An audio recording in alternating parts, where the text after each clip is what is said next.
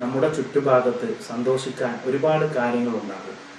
ഒരുപാട് നല്ല ഭക്ഷണ പദാർത്ഥങ്ങൾ ഉണ്ടാകും.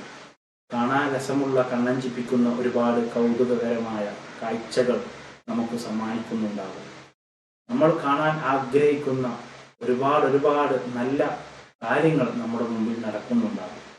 എന്നാൽ പ്രിയപ്പെട്ടവരെ, നമ്മൾ അതൊന്നും ശ്രദ്ധിക്കാതെ നമ്മുടെ മനസ്സിൻ്റെ മനോമുഖരത്തിൽ നമ്മെ അലട്ടിക്കൊണ്ടിരിക്കുന്ന ഒരു പ്രശ്നത്തിൻ്റെ, ഒരു വേവലാതിയുടെ പേരിൽ നമ്മുടെ മനസ്സിനെ മൊത്തം, നമ്മുടെ ശ്രദ്ധയെ മൊത്തം നമ്മൾ കൊണ്ടുപോയി നമ്മുടെ ചുറ്റുഭാഗത്ത് നടക്കുന്ന ആ സന്തോഷങ്ങളും ആ ആഗ്രഹങ്ങളും ആ മോഹങ്ങളും ആ സ്വപ്നങ്ങളും എല്ലാം നമ്മൾ ഉപേക്ഷിക്കുകയാണ് ചെയ്യാറ്.